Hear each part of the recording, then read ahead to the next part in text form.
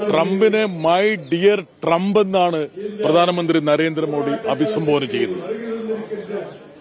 അനധികൃതമായിട്ട് അമേരിക്കയിൽ പോയ ആൾക്കാരെ തിരിച്ചുവിടുന്നതിന് നമുക്ക് എതിർപ്പ് പറയാൻ പറ്റില്ല. പക്ഷേ സാമാന്യ ഒരു ഡിഗ്നിറ്റി, ഒരു അന്തസ്, ഒരു മനുഷ്യജീവിക്ക് നൽകേണ്ട ഒരു കാരുണ്യം, അനുതാപം നൽകാതെ അവരെ കയ്യാമം ചെയ്ത് ഒരു സൈനിക വിമാനത്തിൽ ആകെ ഒരു ടൈലറ്റുള്ള ഒരുമിച്ചിരുത്തി കൊണ്ടുവരിക എന്ന് പറയുന്നത് ഏറ്റവും ദൗർഭാഗ്യകരമാണ്. മറ്റ് രാജ്യങ്ങളൊക്കെ ഇതുപോലുള്ള മനുഷ്യത്വരഹിതമായിട്ടുള്ള അമേരിക്കയുടെ നടപടിക്കെതിരെ അതിശക്തമായി പ്രതിഷേധിക്കുമ്പോൾ കമാന്നൊരു വാക്ക് പോലും മൈ ഡിയർ ട്രംപിന്റെ സുഹൃത്ത് പറഞ്ഞില്ല എന്നുള്ളതാണ് ഏറ്റവും ഖേദകരം. ഇതൊരു തുടക്കം മാത്രമാണ്. ഞാൻ മനസ്സിലാക്കുന്നത് എക്സ്റ്റേണൽ അഫയേഴ്സ് കമ്മിറ്റിയിൽ ഇക്കാര്യം കഴിഞ്ഞ ദിവസം ഞങ്ങൾ ചർച്ച ചെയ്തിരുന്നു.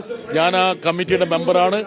7.25 ലക്ഷം ഇന്ത്യക്കാരെയാണ് 2024 വരെ അനധികൃത പട്ടികയിൽ ഉൾപ്പെടുത്തിയിരിക്കുന്നത്. ഇനി അവിടെ നിന്നൊരു പ്രവാഹമായിരിക്കും വരാൻ പോകുന്നത്. അതിശക്തമായിട്ടുള്ള നിലപാട് ഇന്ത്യ സർക്കാർ ഇക്കാര്യത്തിൽ കൈക്കൊള്ളണം.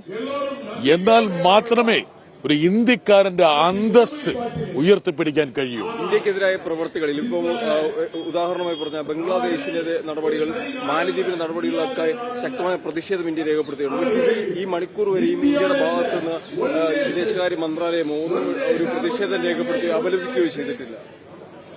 അപലപനീയമായ നിലപാടാണ്. എന്താ കാരണം വെച്ചാൽ ഞാൻ നേരത്തെ സൂചിപ്പിച്ചതുപോലെ ഇപ്പോൾ ഇന്ത്യക്കാര് അമേരിക്കയിലേക്ക് പോകുന്നു. അമേരിക്കക്കാര് ഈ പറയുന്ന ട്രംപ് ഉൾപ്പെടെയുള്ള ആൾക്കാർ ഇവിടുന്ന് വന്നവരാണ്. അമേരിക്കയുടെ യഥാർത്ഥ അവകാശികൾ ആരാണ്? റെഡ് ഇന്ത്യൻസ് ആണ്. അവിടെ കുടിയേറിയ ആൾക്കാരാണ് ഇവര്. ഇവർക്ക് എന്ത് അവകാശമാണ് ഈ പറയുന്ന ആത്യന്തികമായിട്ട് അമേരിക്ക മേലുള്ളത്? ഓക്കെ, സമ്മതിച്ചു. അനധികൃതമായി പോയ ആൾക്കാർ തിരിച്ചു വരട്ടെ.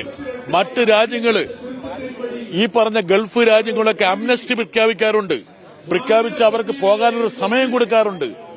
ഇതൊന്നുമില്ലാതെ അവരെ കുറ്റവാളികളെ, കൊടും കുറ്റവാളികളെ പോലെ കയ്യാമം ചെയ്ത് സൈനിക വിമാനത്തിൽ കൊണ്ട് ഇവിടെ തള്ളുന്ന രീതി, എന്നിട്ട് ഒരു സ്വതന്ത്ര രാജ്യമായിട്ടുള്ള ഇന്ത്യക്ക് ഒന്നും പറയാൻ പറ്റുന്നില്ല. ഇന്ത്യയേക്കാൾ ദുർബലമായിട്ടുള്ള ലാറ്റിൻ അമേരിക്കൻ രാജ്യങ്ങൾ പോലും പലവട്ടം ആ വിമാനങ്ങൾ തിരിച്ചയച്ചു, അതിശക്തമായി പ്രതികരിച്ചു. ഇവിടെ ഡൽഹിയിൽ ലാൻഡ് ചെയ്ത് കഴിഞ്ഞാൽ അത് വലിയ പബ്ലിസിറ്റിക്ക് ഇടവരുത്തുമെന്നുള്ളത് കൊണ്ട് ആ വിമാനമൊക്കെ അമൃത്സറിലേക്ക് തിരിച്ചുവിട്ടു. ഇതൊക്കെയാണ് ഈ കാപട്യം എന്ന് പറയുന്നത്.